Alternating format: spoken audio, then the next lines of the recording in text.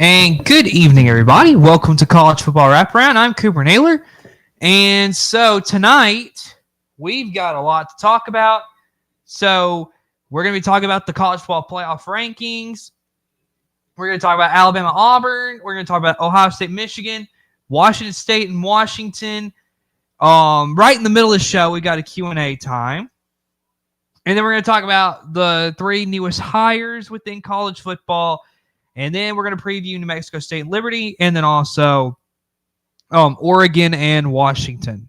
So first, we're going to start out with the college football playoff rankings. And so what I've got to do there is I'm going to flip my camera over so that you can see my board. So there you go. And I'm going to make my way over by the board. So I've made some little changes to the studio. So to make it helpful for me. So, all right. So as you can see right here, this is what the rankings are according to last night. And so as you can see, Georgia remains at number 1. Michigan's moved up to 2. Washington is now 3. Florida State 4. Oregon at 5. Ohio State at 6. Texas at 7. Alabama at 8. So I wanted to begin by talking about my opinions on the whole ranking that they've got here. So 1 through 3 right here, I have no problem with.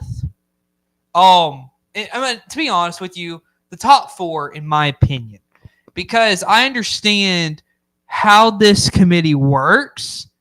And so it's not the 4 best teams, but rather it is the top, like the most deserving teams within the sport. So, right here with 1 through 4, you got the 4 most deserving teams because these 4 are undefeated.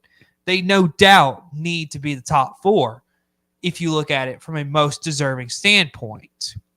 Now, where I kind of have an issue with is because Ohio State right here at 6.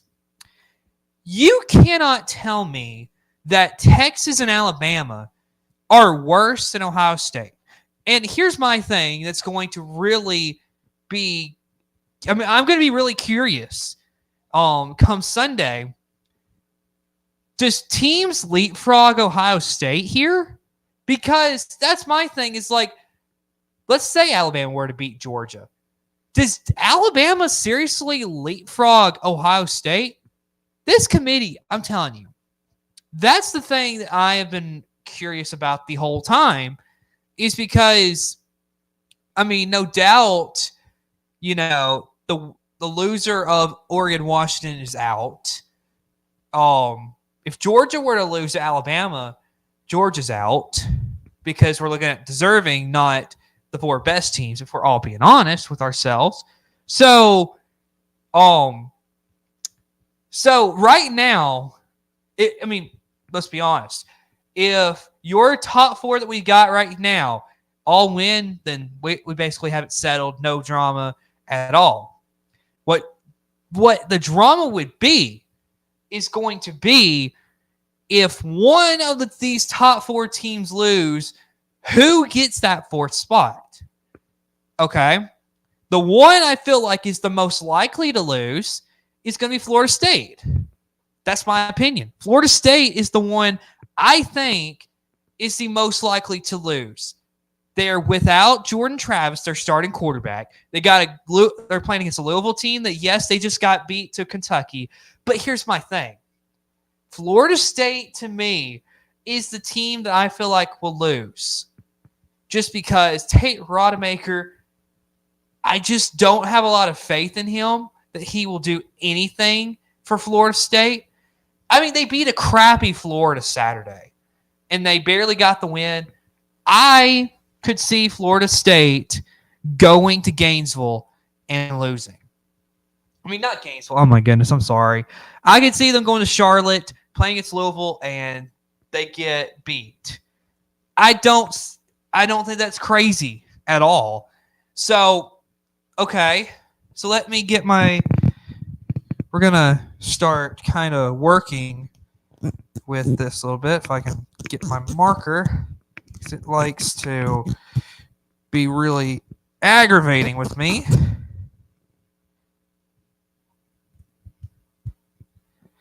So, what we're going to do here is just say, let's say Georgia loses. So let's see. Georgia loses, so they're out. Florida State's out with a loss. And Michigan and Washington win. So let's see. You would have Alabama. They win. I'm just going to put check mark between the teams who won and the ones that lose. I'm going to put an X. And then Ohio State, we're just going to put a line just to say neutral because, they aren't playing. So now, with this scenario right here that I just played out, Georgia's lost, Florida State's lost. So that's bringing up 2 spots in this playoff that we need to fix here. So with that being said, I think your top 4, and I'm gonna record this here on the board. So with that result, you definitely have Michigan getting at number 1. Michigan's the number 1 team in the country if this scenario happens. Washington would automatically move all the way up to 2. And then you're asking yourself, because then it comes to basically a 3-way, 3 teams, in my opinion, that the committee's going to look at. You would have, so you're going to have Ohio State, and I'm going to write them just down here. So Ohio State,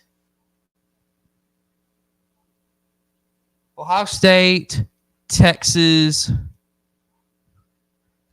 Alabama. There's your 3 teams. Now, Ohio State, they got no chance. They're not going to be a conference champion. They're sitting at 6, though. That's the reason why we play this hypothetical. Now, what we have happening is Georgia, the number 1 team, they get beat. Florida State, number 4, they're out. Oregon loses. So Ohio State is at 6. Now, logic tells you because they're at number 6, they would automatically get to that 3 spot. Here's what I think. Here is what I think is going to happen. Because you can't tell me that an SEC champion Alabama Crimson Tide that has really started to hit their stride at the end of the season, although the Iron Bowl was not the prettiest game for Alabama, they have started to hit their stride. Since that bye week when they came back to play LSU, Alabama has started to play better. So, here is what I think. The 2 teams I think get in at the end. I think Texas is going to get in. I think Alabama would get in. So I think that's the scenario if you're an Alabama fan, what you want. Because realistically, what you want is you want Georgia, Florida State, and Oregon to lose. I don't think you're benefiting from Washington losing. Because then Oregon still has to get in there. So, that's my thing. Is I think you benefit even better if Washington was to beat Oregon and assure yourself some space. Look, Texas, let's be honest. Texas really, they got that head-to-head, and they are viewing that head-to-head very strictly. And really, my final ranking, if this all was to happen, which I think it could possibly happen here, I think by the way that everything's gone, and I think Ohio State would, they wouldn't play, but I feel like they get bumped to 5. Number 6, I got to have Georgia here. I think that's just how it's going to end up. Or wait, you know what? let me be honest with you. If this was my ranking at the end of the season, Georgia's 5. Georgia does not deserve to fall to 6 behind Ohio State. Ohio State will sit at 6. Florida State would be 7. And Oregon is 8. So that would be my final rank. That would be my ranking Sunday. If this scenario happens, that's the big key here, is that if this scenario right here was to happen, this is what I think the rankings are going to look like. Ohio State doesn't fall, nor do they elevate up. So that's the thing that we got to keep in mind. So, of course, there is a world where the 4 teams all, take care of business in their conference championships, and we don't have any kind of scenarios to have to play out. But here is the really big question here. And what if Michigan loses? Which I don't think this is very possible whatsoever to see Michigan lose to Iowa. But let's play this hypothetical here.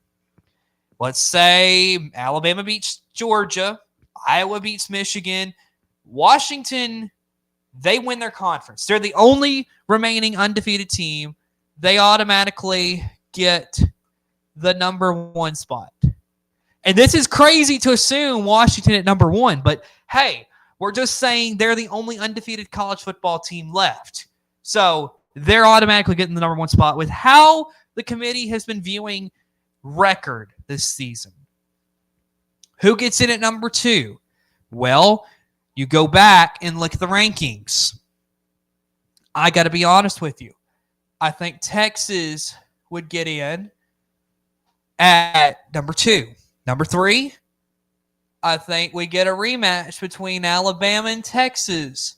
And number 4, I think you get Georgia. Even though they lose their conference championship, they at least play for a conference championship. Ohio State's not going to do that. I mean, we have to be honest with ourselves here. Georgia, I think, is a better team. This is the scenario if you're a Georgia fan and if you were to get beat to Alabama, this is the way you want it to work out. You want Michigan to lose. That is the craziest thing. If you're a Georgia fan, you want Michigan to lose. You want Florida State to lose. So it opens the door for you to get in. The only thing is, will the committee backstab a team that played in the conference championship to put in a 11-1 Ohio State who doesn't even play for their conference championship? That's going to be a good question for this committee coming up Sunday. And, depending on all the results that we get, it's going to be very interesting to see. Now, at this moment in time, if I had to choose to me, who I think is the top 4 teams in the country right now, this is my opinion, folks. But this is how I would have it. And I'm just putting from best to worst right now, in my opinion, who I think is the best teams in college football. Right now, Georgia, to me, there is no question. They are the best team in college football.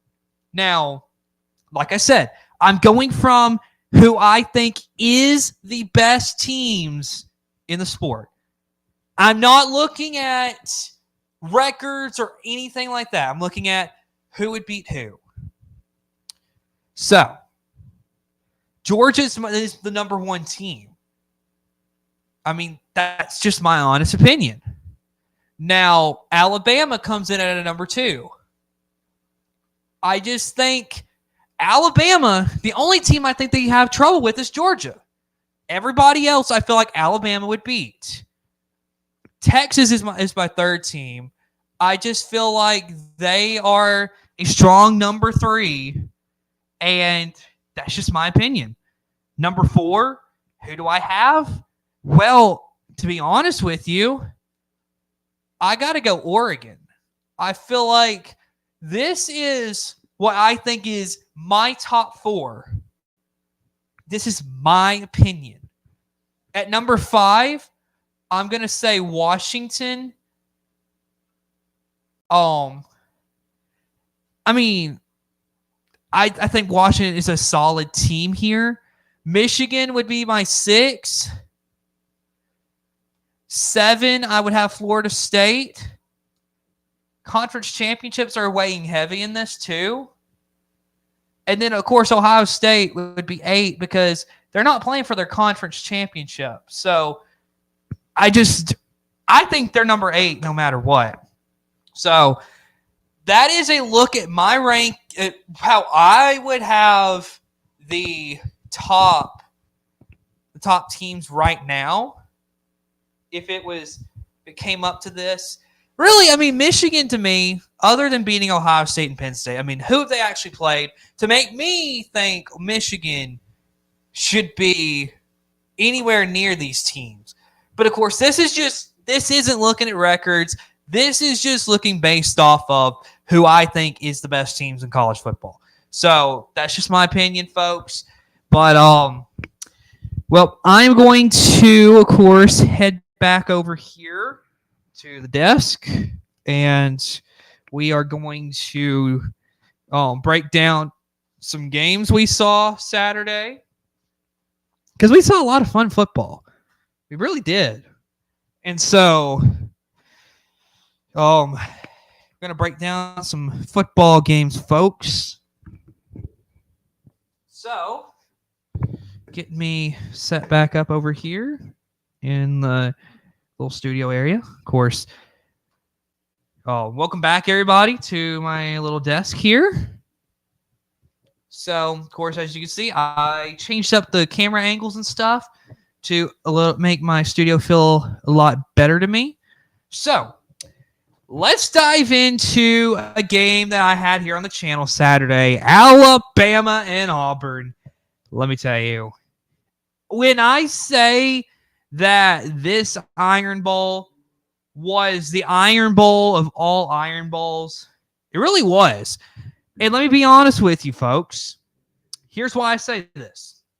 You have Alabama win at 27-24, and this game, Auburn, and here's the thing. I knew this was going to happen, that we would get to the Iron Bowl. Auburn coming off of a loss to New Mexico State, and Auburn was going to play a good football game. Auburn was going to give their best effort of the season to Alabama.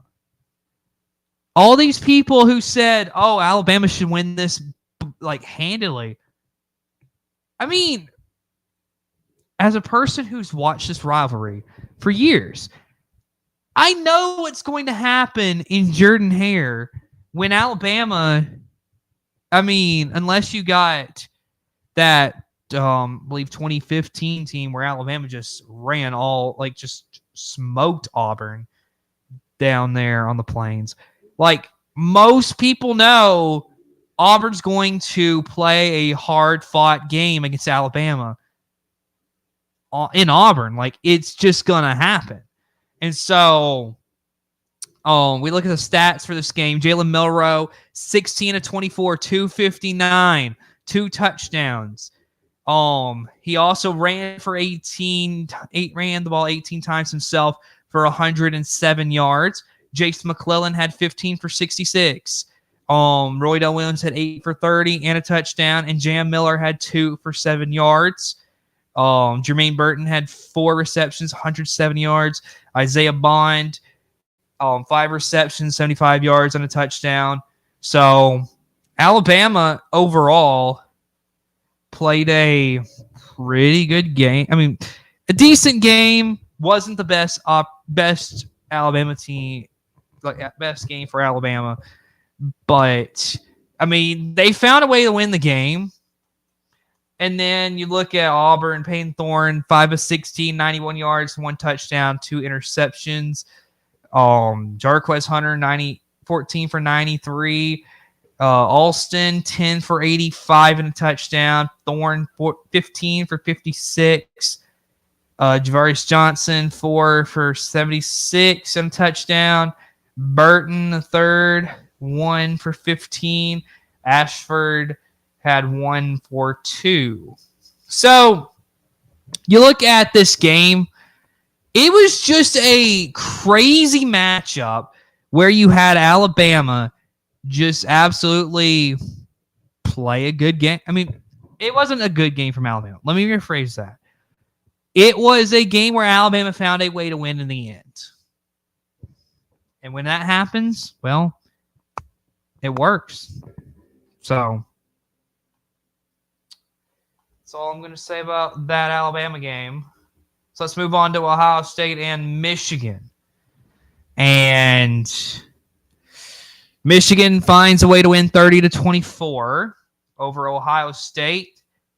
And you look at the stats.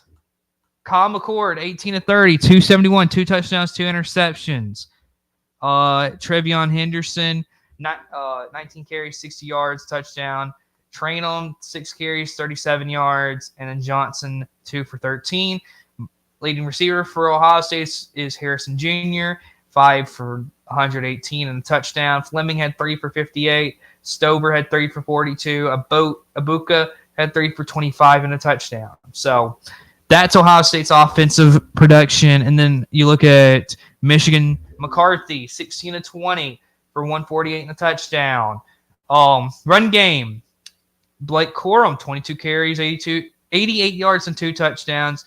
Edwards, 10 for 31. Orji, 2 for 22. And McCarthy, 4 for 17. And then leading receivers, Loveland had 5 for 88. Wilson had 3 for 36 and a touchdown. Johnson had 4 for 33. And Barner had 2 for 25. So this game, Michigan won it because they were the better team in the end. And really, it's just sad that Ohio State's dropped 3 straight to Michigan after that long winning streak they had against Michigan. So, interesting to see that. And then our last game to cover, Washington State and Washington. It was about this was a close game. Cam Ward and Washington State gave them a tough game. Ward went 32 of 48, 317, 3 touchdowns, 2 interceptions. Run game, Watson had 11 for 64. Their second leading back, Slow. His name's getting cut off, but either way, he had 2 for 14. Mater, I think, 2 for 4 yards. Victor had 1 for 1. And then you look at their receiving numbers. Kelly had 8 for 106 and a touchdown. Victor had 11 for 88 and a touchdown. Williams had 8 for 85 and a touchdown. And then you look at Washington. Penix, 18-33, 204, 2 touchdowns, 1 interception. Run game, Johnson had 21 for 82 and a touchdown. Odunze had 1 for 23. Rogers, 3 for 14. And so then you look at the receiving numbers. Odunze had 7 for 120 and 2 touchdowns. McMillan had 5 for 26. Westover had 2 for 25. Bernard had 2 for 15. Boston had 1 for 12. Johnson had 1 for 6. So you look at the overall numbers from this game. I mean, Washington, ran the ball more, and it paid off. Washington with the 24-21 win. It took a game-winning field goal to win this game. And so the big play here, though, Washington had a 4th and 1, and they go for it on offense, and they get it, and they win the game. So impressive stuff out of Seattle on Saturday. So very interesting indeed. All right, folks. Now we've come to the point in the show where you have the ability, if you have anything you want to talk about, put it into the comment section. I will be happy to answer your questions. So this is your chance to interact with me. and get a little bit of your questions answered. So this is your opportunity.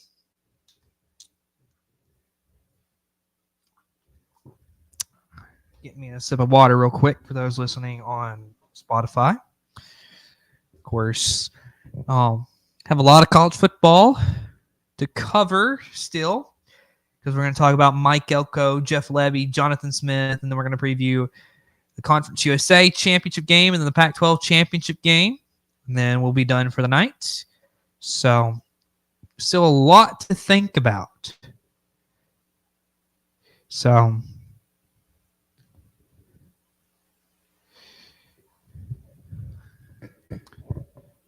of course, some stuff some comments from a little earlier here in the show. Colton Diller says Oregon is going to be in if Florida State loses. Very possible. Well, again, though, it's going to depend on, do you think they're going to win their conference championship? That's a big thing.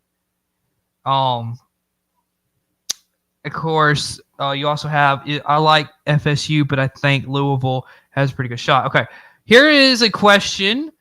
Who is your sleeper Heisman favorite? Well,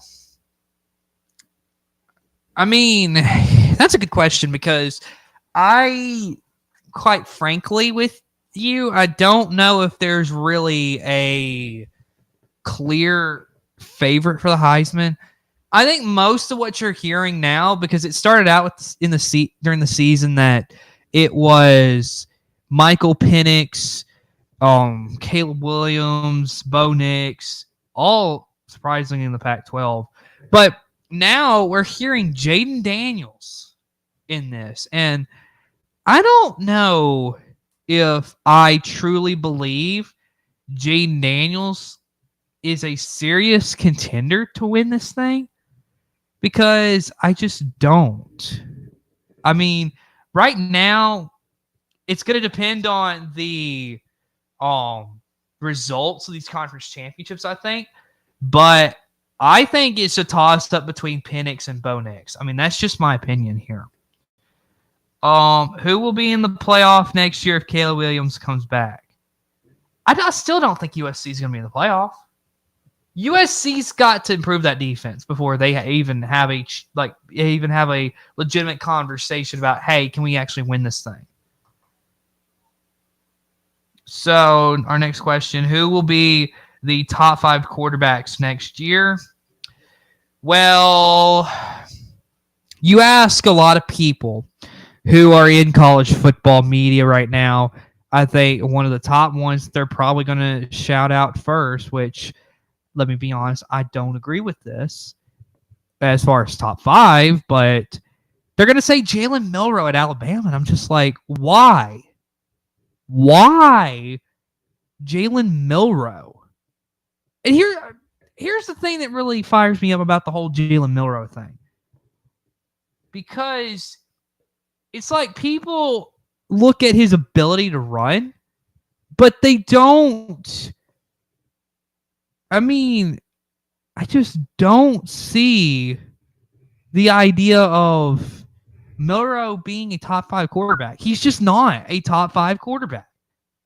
I think anybody with a brain knows that. But why are we saying he's this incredible quarterback? He has a hard time processing things. I mean, he's so good that he has to step over the line of scrimmage to throw the football. I mean, let's be honest here from what we saw against Auburn Saturday. So, here's another, this is just a statement coming.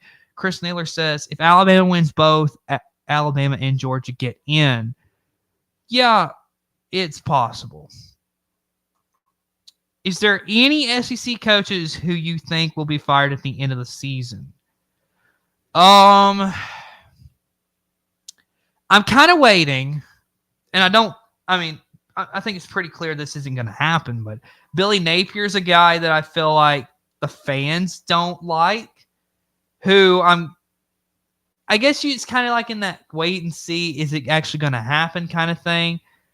Billy Napier possibly gets fired. I don't think it'll happen, but that's one that I think But I feel like for the most part, as far as coaches who are leaving, I think is pretty much. I don't think there's going to be much more, in my opinion. I don't see it unless these results of these conference championships say otherwise.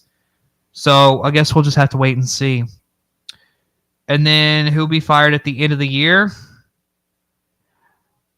I don't know if there's going to be anybody fired at the end of the year. So if you have any more questions, please put them in the chat. I'll be happy to answer them. Of course, we are already halfway through the show, folks. Crazy how quick the show goes sometimes. Of course, I started by talking about my college football, about the rankings, and then, I can show you again if you missed it. Quickly turn over there to my board over here. This is actually my rankings as I see it. This is going based off of who would beat who. Unless I look at that Georgia-Alabama game, I'm looking at it would be super close. And really, Georgia and Alabama are 1A and 1B. That's just my opinion. They're both number one in my opinion. So that's just my rankings right there. If as I see it, in opposition to the College Football Playoff Committee, because I don't see Ohio State being 6 ahead of Texas and Alabama. I think that's stupid, but it is what it is at this point with this committee. And again, like I said at the beginning of the show, it's not who is the best teams at this point, it's about who's the most deserving. Because if we played best teams, then TCU wouldn't have got in last year. So let's just be honest with ourselves about all this. But all right, let's go ahead and talk about these coaching hires within college football, because it's very interesting. So Texas A&M, they're going to Old Familiar. They're bringing in their defensive coordinator that was there under Jimbo Fisher for a couple years. They're bringing in Mike Elko, who has been the head coach of the Duke Blue Devils for the last 2 seasons. This, I think, is a good hire. Now, the only reason why I say that, because if it's anywhere else, I'd feel like, okay, but it's only been 2 years at Duke. And are we really certain about this? The reason why I say A&M is a good fit is because he's been there at A&M. He knows what works, what doesn't work with A&M. And I think he has an idea of how to fix it. And so I think this guy, Elko, is going to bring in his mindset of defense and really mold these players into what they need to be. Because I'm just being honest with you. Elko is going to be a tough coach on them, and I think it's going to bring in a different mindset than what Jimbo Fisher brought in. Because Jimbo Fisher is more of an offensive guy. I think the shift to focusing on defense is going to be big. Even though their defense has been good at A&M, I feel like this is going to bring in a tougher mindset, and I think Elko is going to bring what it takes to win at A&M.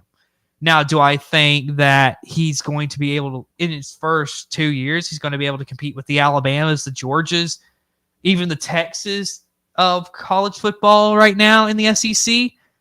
Not right off, because it's going to depend on, because you see a lot of players transferring out of A&M, and you're going to have a bunch go through the transfer portal. I just don't see a world where A&M is immediately, a team that goes like 12-0, 11-1, 10-2, like has a 10-win season. I don't see that happening right off. But I think they have a good chance to be really good in year 3. Year 3, I think, is when you can really say, okay, here's the groundwork that Elko has laid. Let's go see what we can achieve. I think year 3 is really when you want to look at it. And so A&M, I think this is a great hire for them. And I think this is ultimately going to be a very positive thing for A&M. So, Elko to A&M. I like the hire. So now we got to turn our attention to Mississippi State. They, of course, fired Zach Arnett, and they've been looking for a head coach, and they found one in Jeff Lebby, the offensive coordinator with the with the Oklahoma Sooners. Now, whether you want to talk about this or not, I mean, technically is conference rival in a way of speaking, because, I mean, let's be honest, they will be in the same conference in the summer. So, what do I think about this hire for Mississippi State? I think it brings back what they think is winning football. The reason why I say that is because they had a guy like Dan Mullen, offensive minded. They had a guy like Mike Leach, offensive minded. And I mean, that was their bread and butter with Mississippi State. Mississippi State wins with offensive football. Jeff Lebby's going to bring in this style of fast pace, let's go down the field super quick and win football games, because we're going to try to put up as much points as possible if we're Mississippi State. And you look at him at Lebby as an offensive coordinator, he's had success. About everywhere he's gone, he's had success. So I think this is an incredible hire by Mississippi State. I think Jeff Lebby's going to do great things for them. The one concern is that because they're going to play so fast with Jeff Lebby, are they going to give their defense time to actually rest, so that whenever they have to go back out, let's say you're playing Alabama, how are you going to be? I mean, you're just going to have to outscore them if you play this. I mean, that's the idea, but I mean, at the same time, though, the defense has got to be prioritized somewhere, doesn't it? So, I mean, that's the only one concern I have for Mississippi State, is that how is your defense? Are they actually going to get any kind of break at all? That's the thing with Mississippi State that I really wonder. And so, again, though, I really like this hire by Mississippi State to get Jeff Lebby. I think it ultimately will work out. Just expect a couple years of growing pains with it. And after that, I mean, year 3, just like Elko, it could be really good for the Bulldogs. And then our last coach to talk about is Jonathan Smith from Oregon State. Now he is headed to Michigan State. Michigan State, I think, has found them a great coach. This year with Oregon State, I mean, they are 8-4. And I mean, for Oregon State, I think it looks really good because they're not a team that's really known for winning football. So for what he accomplished at his alma mater at Oregon State, it's impressive. And so Michigan State, I think, has got a good coach coming in, Jonathan Smith. It's going to be interesting. How does he develop these players at Michigan State? And then who does he bring in through the transfer portal is going to be big. Again, just like the other two I've talked about, it's going to be a process of time to see how they actually do. But in the end, I think Michigan State, you could see them I think they could actually compete with Michigan and Ohio State and really, USC to see who is the best in the Big Ten. So very interesting to see Jonathan Smith going to Michigan State. It's a great hire. It's a really great hire for Michigan State. He's the type guy that you want because he brings a winning mindset. And so it's going to be a lot of fun to watch him at Michigan State over the next few years. All right, folks. Now we gotten into the latter stages of tonight's show. And so if you have any more questions, please do put them in the chat because, I'm always happy to answer questions. Let's talk about this Conference USA championship game between New Mexico State and Liberty. This game's kind of fallen under the radar, to be honest with you. And I mean, I'm gonna pull up some stats from these players. Because I think it's going to be interesting to see how these teams play against each other.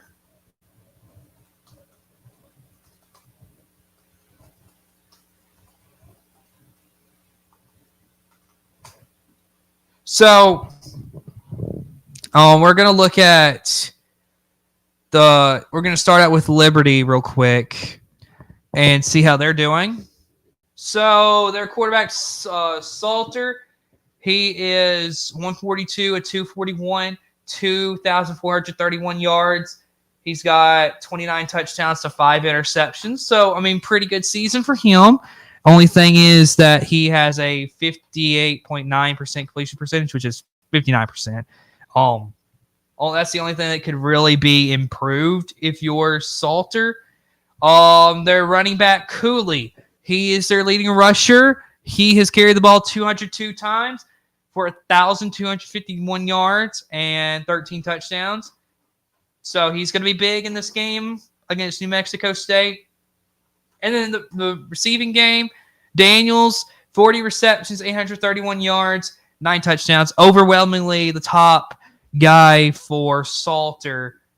And so going to be very interesting to see how this offense does against New Mexico State.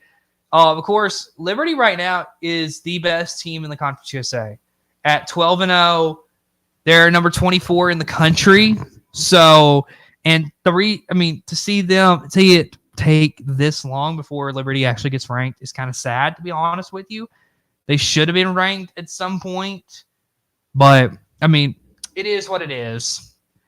And then you look at 10-3 New Mexico State. Yes, they played 13 games this season. Their quarterback, Diego Pavia, he is 199 to 325 for 2,727 yards, 61.2% completion percentage for 23 touchdowns, 8 interceptions. Leading rusher is actually Pavia, 153 for 806 and 5 touchdowns himself.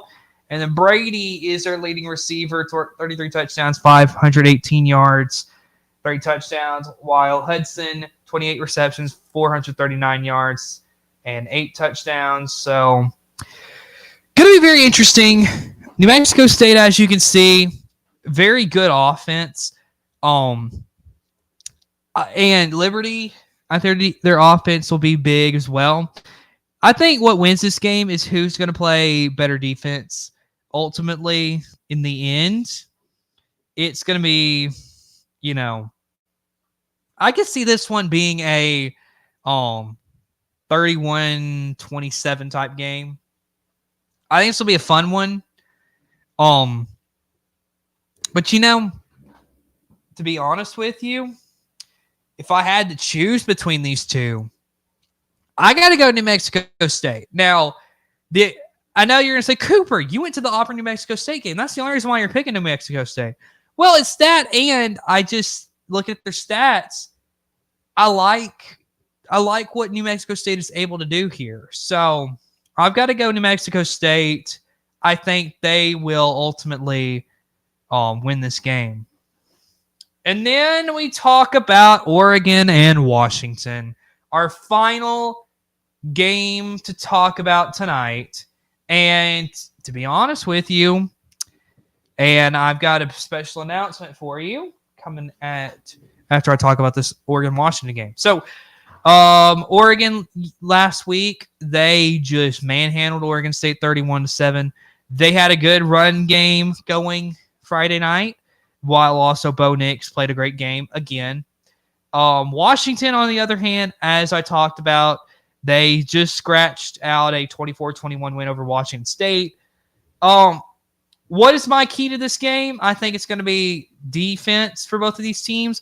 Who's going to play better defense, I think, is going to win this game. And to be honest with you, I think this is going to be close. Very close. And I'm not going to give you a pick because I'm going to be calling this game Friday night along with that Alabama-Georgia SEC championship game. I'm doing 2 games this week. So it's going to come down to defense. Whose defense shows up more? Oregon's has started to show up here late. Washington has been able to do good enough to find them a way to win and be undefeated. Now, Washington, of course, has the head-to-head already, but we're going to throw that all out the window for this Friday night showcase coming up, and it should be fun. So, folks, that is all I have tonight.